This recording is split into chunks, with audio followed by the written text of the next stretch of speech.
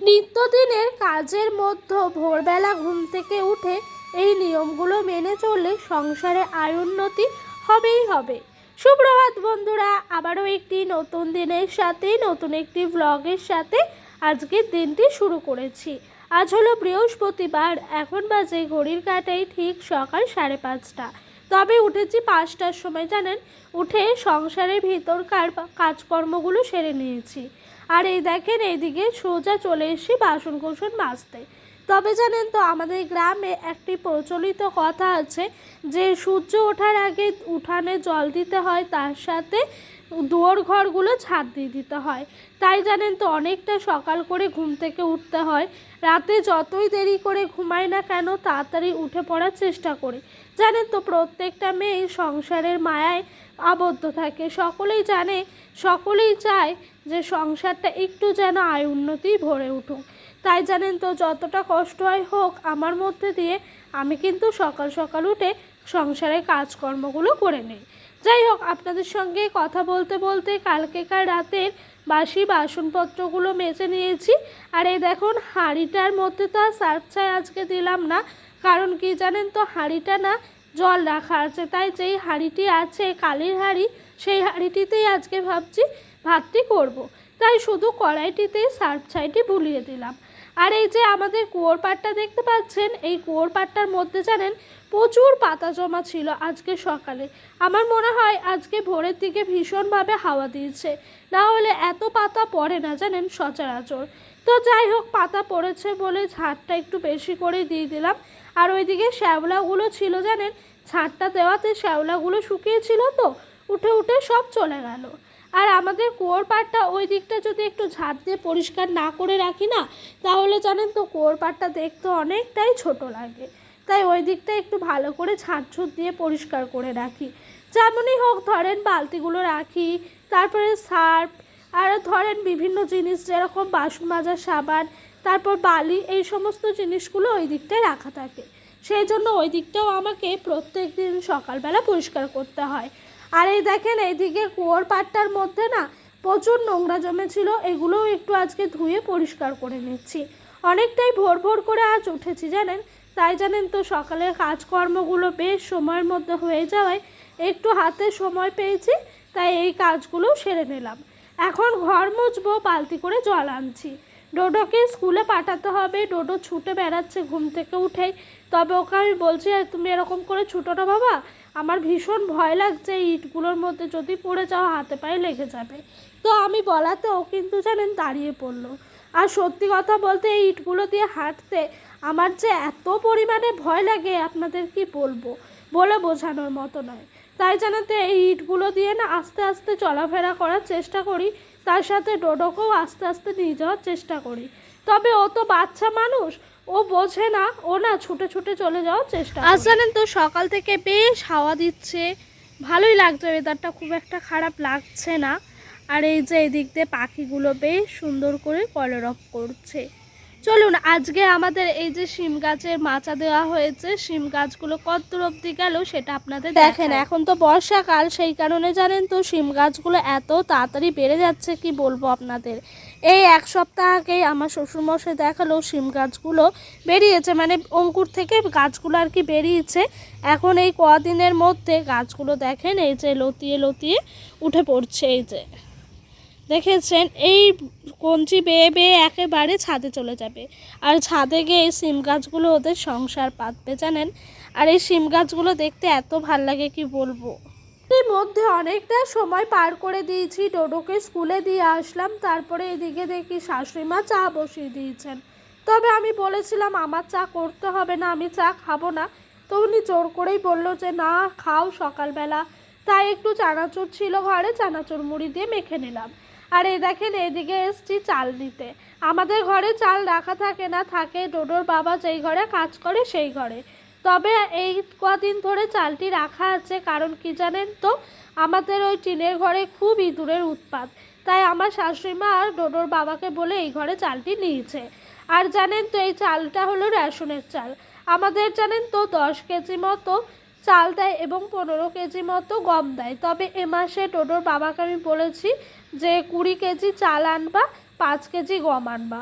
কারণ কি জানেন তো, এই মাসটায় না একটু দরকার লাগবে আমাদের চালটা, যেহেতু ডোডোর বাবার সামনে সার্জারি হওয়ার কথা আছে, সেহেতু একটু একটু করে যদি সঞ্চয় না করে রাখি তাহলে কিন্তু হবে না।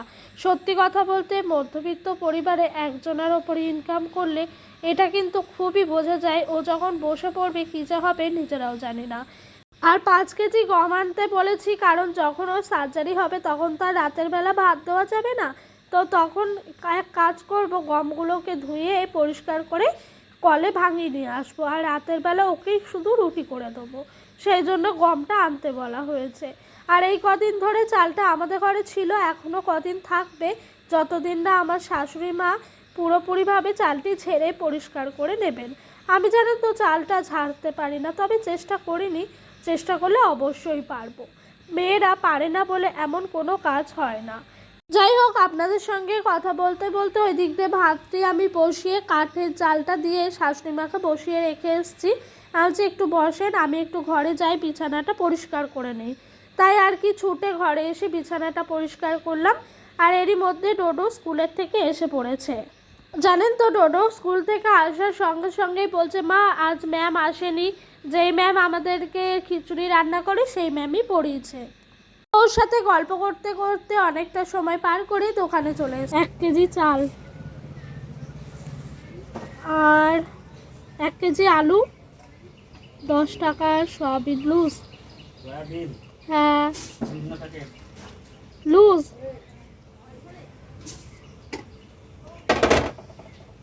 তো এই দেখেন, আমি দোকানে তো সদাই করছি, আর আমি এরকমভাবে সদাই প্রায় দিনই করতে আসি। তো এই যে এইদিকে চালটা দিয়ে দিল, ব্যাগে ভরে নিলাম। আর এই দেখেন এখন করা হচ্ছে সয়াবিনটা ওজন। লুজটাই নিলাম, জানেন লুজটা না অনেকটা হয়, তবে প্যাকেটেরটাই খুব একটা বেশি থাকে না। যাই হোক চলেন, তো দোকানে গেছিলাম, এই যে জিনিস আর বিল হাতে নিয়ে যাচ্ছি এখন বাড়িতে। নেওয়া হয়ে গেছে দোকান। তো এই যে এখন ভীষণ কাজের তাড়া, জানেন মনে হচ্ছে কখন বাড়ি যাব। গিয়ে রয়েছে হাজারো কাজ, বাসন মাজবো, সমস্ত জিনিসগুলো রান্নার ওইদিকে নেব। আর ওইদিকে আমি রান্না করতে নিতেই টোটো দেখেন বাড়ির সামনে রথ এসছে, তাই আমাকে বারবার ডাকছে, মা আসো আসো। ওকে নিয়ে রাস্তায় এসছি রথটা দেখাতে, তো ওকে 5 টাকা দিলাম। এলাম বাবা ঠাকুরের কাছে দিতে, তবে ও বাচ্চা তো বোঝে না। ওই ছেলেগুলো মানে দাদা বলে বলছিল নাও নাও। তবে রথের দড়ি টেনে ডোডো ভীষণ খুশি হয়েছে। সত্যি কথা বলতে সকাল থেকে অপেক্ষা করেছিলাম কখন একটু রথটা আসবে, ছেলেটাকে দিয়ে একটু রথের দড়ি টানাবো। তো এই যে চলেও আসলো। তবে আমি ওই যে দেখলেন না দোকান নিতে গেছিলাম, তো সেখানেই আমি দোকানদারকে বলেই এসছিলাম যে এইদিকে যদি রথ আসে তাহলে একটু আমাদের পাড়ার দিকে পাঠিয়ে দিতে। তো সত্যি বলতে ও পাঠিয়েও দিয়েছিল, রথটা চলেও এসেছিলো। আর এই দেখেন বাড়ি এসেই আজকে একটু সর্ষে দিয়ে পোস্ত দিয়ে চচ্চড়ি করছি। ওই পাতার উনুনে রান্না করা একটু সম্ভব হচ্ছে না, তাই জানেন তো তোলার উনুনটাই রান্না করছি। তবে সকালে কিছুটা পাতা রয়ে আছে, তো শাশুড়ি মা বললো থাকুক, ওই পাতাগুলো করতে হবে না, তুমি এখন এর মধ্যে কঞ্চি কাঠ দিয়েই রান্নাটা করো। তাই ওনার কথা মতো আমি জানেন তো এই উনুনটার মধ্যে কঞ্চি পাতা কাঠ দিয়েই রান্নাটা করলাম। তারপর থেকেই জানেন তো একটার পর একটা রথ এসে যাচ্ছে, আর ওদিক এদিক করাতে একটু লেট হয়ে গেল। তো আর কি করব, লেট হলেও তো কিছু করার নাই। ডোডোকে একটু পাঠালাম পাশের বাড়ি খেলতে, মানে আমার কাকা শ্বশুরদের বাড়ি গেছে, ওই সোহিনীদের বাড়ি আর কি। আগে অনেকবার নাম বলেছি, আপনাদের মনে আছে কি না জানি না। তো সোহিনীদের বাড়ি খেলতে গেল বলে এদিক দিয়ে আমি আরও তাড়াতাড়ি করে রান্নাটা সেরে নিচ্ছি। আকাশে চরম মেঘ করেছে, না জানি কখন বৃষ্টি নেমে আসবে। আর ওই দেখেন আপনাদের সঙ্গে কথা বলতে বলতে এদিকতে আমার সয়াবিন ভাজা হয়ে গেল। আর এই দেখেন এখন কিন্তু মশলা কষিয়ে সয়াবিনটা দিয়ে দিচ্ছি, এখনও আরেকবার ভালো করে কষাবো। আর এই দেখেন আপনাদের সঙ্গে কথা বলতে বলতে ঝমঝমিয়ে বৃষ্টি নেমেছে। এদিক দিয়ে ভাতের হাঁড়ি সামলাবো, জামা কাপড় তুলবো, পাতাগুলো রোদে ছিল সেগুলো তুলবো, কি করব আমি দিশা পাচ্ছি না। যাই হোক অনেকক্ষণ পর আবারও আপনাদের সঙ্গে এসছি। এখন বাজে ঘড়ির কাঁটায় 8:30 মতন। মনামনি করে আজকে গেলাম গুপ্তিপাড়ার রথ দেখতে। দুপুরবেলা ডোডোর বাবার সাথে আমার কথা হয় যে আজকে সন্ধ্যার সময় যাব একটু গুপ্তিপাড়ার রথ দেখতে। আমাদের বাড়ি থেকে বেশি দূরে রাস্তা নয়, টোটো করে গেলে 30 টাকা করে নেয়। তবে ডোডোর বাবা প্রথমে বলেছিল যেতে হবে না, আমাদের কালনাতে দাঁড়াই রথ দেখে নেবো। তবে ডোডো কিছুতেই মানছে না, সবাই যাচ্ছে গুপ্তিপাড়ায় রথ দেখতে, ওও যাবে। তো ওই আর কি, তারপরে ডোডোর বাবা দুপুরে কথা হলো, কাজে চলে গেছে। সেই এসছে 8টার সময়, তো বারবার করে বলেই গেছিলো যে রেডি হয়ে নেবা। তো এই দেখেন এসছি গুপ্তিপাড়ায় রথ দেখতে, আর ডোডো কিন্তু এই দড়িটা ধরেছে, ও রথ টানবে। এত বড় রথটাও টানতে পারে বলেন, তবে বাচ্চা মানুষের বুদ্ধি তো। যাই হোক, ভীষণ ভাল লাগছিলো জানেন এই রথটাকে দেখে আর কি। তবে এই গুপ্তিপাড়াতে রথটি মাসির বাড়িতেই থাকে। ডোডোর বাবা এই দেখতে ভিডিওগুলো নিয়েছে, একটু বেঁকে টেরে গেছে, আপনারা একটু অ্যাডজাস্ট করে দেখে নেবেন। হ্যাঁ, তো এই দেখেন রথটা না প্রত্যেক বছর এখানেই রাখা থাকে, মানে জগন্নাথ দেব এখানে এসে থাকে মাসির বাড়িতে, আবার উল্টো রথের সময় উনি ওনার বাড়ি যায়, বাড়ি বলতে মন্দিরে যায় আর কি। আর এই দেখেন এই দিক দিয়ে এই থিমগুলো ছিল, বেশ ভাল লাগছিল। অনেক দোকান বসেছে, আর গুপ্তিপাড়ার রথটি অনেকটা বড় হয়। ওই যে মন্দিরটি দেখলেন, ওটি হলো জগন্নাথ দেবের মাসির বাড়ি। এইদিকে নিয়ে নিয়েছি মথুরার কেক, আর এইখানে জানেন তো ওই যে কি বলবো, হ্যান্ডমেড জুয়েলারিগুলো বিক্রি হচ্ছিল। গিয়ে যে দামও জিজ্ঞাসা করলাম, অনেকটা দাম, আমাদের মতো মধ্যবিত্ত পরিবারের বউদের কাছে একটা স্বপ্নই। তো আর নিলাম না, দামটা শুনেই আমার হয়ে গেছে। আর এই দেখেন এই দিক দিয়ে ডোডোর বায়না এগুলো খাবে, এগুলো নাকি গোলেবালা, ফোনে দেখেছে ও। তো আর কি করব, বাচ্চা মানুষ খাবে যেহেতু, তাই ডোডোর বাবা 1 প্লেটই নিল। আর এগুলো আমরা অনেক আগে একবার খেয়েছিলাম, তখন ডোডো হয়নি। তো আমাদের এখানে মহিষমর্দিনী মেলায় জানেন, তো সেই কারণে জানেন তো আমাদের খুব একটা ইচ্ছে হচ্ছিল না, তবে বাচ্চার আবদার মেটাতে তো হবেই।